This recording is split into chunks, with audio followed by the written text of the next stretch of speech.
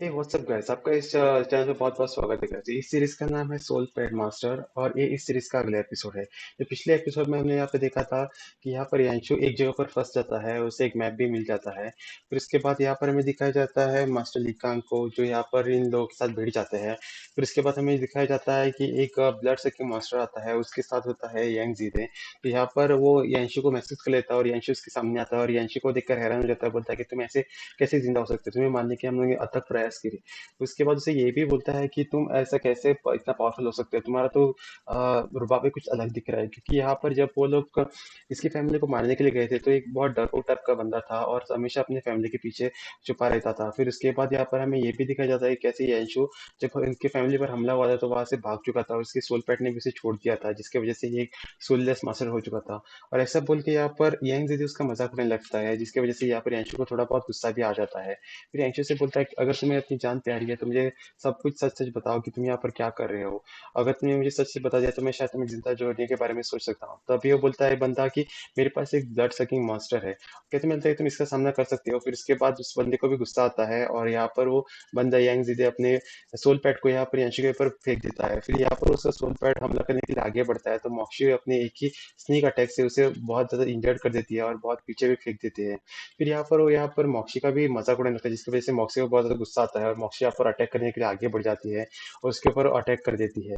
और यहाँ पर हमें दिखाया जाता है दोनों सोल पैड आपस में भिड़ने लगते हैं। फिर उसके बाद जब उसका पैड इंजर्ड होता है तो यहाँ पर मोक्षी सीधा उसके मास्टर पर हमला करने के लिए आता है, पर वो अपना चारों ओर एक विंड बवंडर खड़ा कर देता है, जिसकी वजह से मोक्षी थोड़ा दूर जाके गिर जाता है।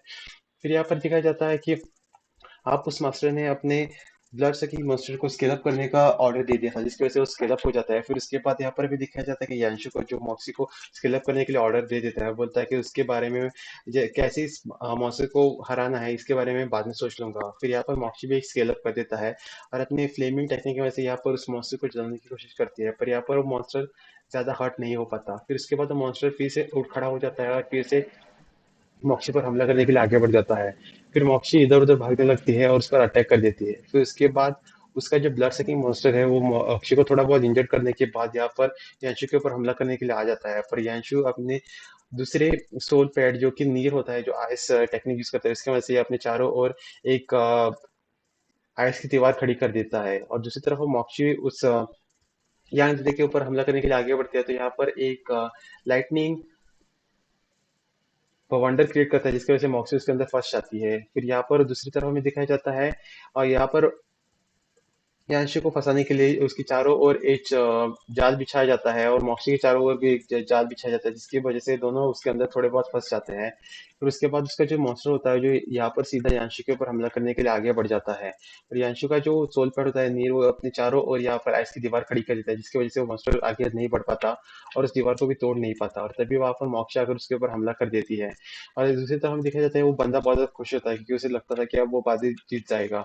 और यहाँ पर मोक्षी का मजाक उड़ाने लगता है। और दूसरी तरफ हमें दिखाया जाता है यांशु को, जो अपने फादर का सीन उसे याद आने लगता है, जहाँ पर उसके फादू उसे बोल रहे होते हैं कि मैं आपका बर्थडे सेलिब्रेट करने के लिए यहाँ पर नहीं रुक सकता, मुझे जाना पड़ेगा। और इसी की वजह से वो जैसे ही यहाँ पर आता है तो वहां से जाता है अपनी फैमिली को छोड़ के, तो उसके पीछे पीछे उसकी पूरी फैमिली मारी जाती है। तो ये सब यांशु को याद आने लगता है और यांशु बोलता है मोक्षी को, अब मैं तुम्हें कोई भी ऑर्डर्स नहीं दूंगा, तुम इसे अपने बदौलत ही खत्म कर दो। ये सुनने के बाद यहाँ पर जो यंग होता है उसे बहुत हंसी आने लगते हैं, बोलते हैं कि तुम अपनी सोल पैट को भी ऑर्डर्स नहीं दे सकते। और यहाँ पर हमें दिखाया जाता है मॉक्सी को, जिसे बहुत गुस्सा आ गया था क्योंकि ये बंदा मॉक्सी की इंसल्ट कर रहा होता है, जिसकी वजह से वो स्केल अप होती है और वो six tail dark flame fox में बदल जाती है। और ये सब देखने के बाद यहाँ पर वो बंदा हैरान हो जाता है, वो बोलता है कि ये छोटा सा पिद्दी सा फॉक्स इतना ज्यादा ताकतवर कैसे हो सकता है। और यहाँ पर हमें दिखाया जाता है मॉक्सी को, जिससे बहुत ज्यादा गुस्सा आ चुका था और सीधा जाकर उसके सोल पैट पर हमला कर देता है, उसे मार देता है। फिर उसके बाद जैसे ही उसे सोलपेट को मार देता है तो यहाँ पर उससे आकर यांग को जकड़ लेता है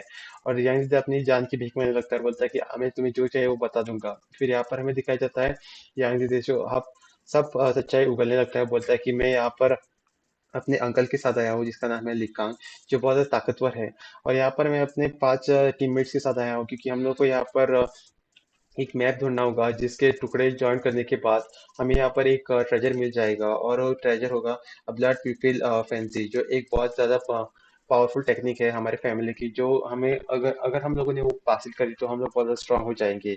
और यहाँ पर ये सभी लोग जो 3000 प्रिजनर्स होते हैं जो ये इस कंपटीशन में पार्टिसिपेट कर रहे होंगे, और जो आखिरी में बचता है उसे इसका ब्लड प्यूपिल फ्रेंजी का ओरिजिनल फॉर्म मिल जाएगा। तो यहाँ पर हमें ये सब बातें यानजी धीरे के बाद से पता चलती है। तभी यानजी से मौका पाके पाते हुए ही एक डैगर निकालता है और यहाँ पर यांशी पर हमला करने के लिए आगे बढ़ जाता है, पर यहाँ पर मौके उसे देख लेती है और अपनी फ्लेमिंग टेक्निक की वजह से जला देती है। फिर उसके बाद हमें दिखाया जाता है कि यांशी को अब सब कुछ पता चल चुका था, इसी की वजह से वो आगे बढ़ने के लिए जाता है।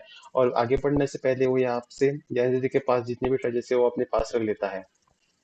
ये दूसरी तरफ सीन शिफ्ट होता है और लिकांग की तरफ दिखाया जाता है, जो यहाँ पर मास्टर काव से मिल जाता है। और मास्टर काव बोलता है कि मैं तुम्हें मैप के टुकड़े ढूंढने में मदद कर सकता हूँ, पर उसके बदले मुझे तुम्हें इस आइलैंड का मास्टर बनाना होगा। तो यहाँ पर लिकांग मान जाता है और लिकांग को अब उस मैप पर देखने के बाद पता चल जाता है कि यहाँ पर यांग जिदे को किसी ने मार चुक दिया है। इसी वजह से वो उस बंदे से बदला लेने के लिए तैयार हो जाता है। वो बोलता है कि मुझे कैसे भी करके उस बंदे को मारना होगा जिसने यहाँ पर यांग जिदे को मार दिया है। और दूसरी तरफ हमें दिखाया जाता है कि यांशु और भी ज्यादा कल्टिवेट होकर स्ट्रांग हो चुका था, जिसकी वजह से यहाँ पर वो अपने व्हाइट डिमन को समन कर लेता है।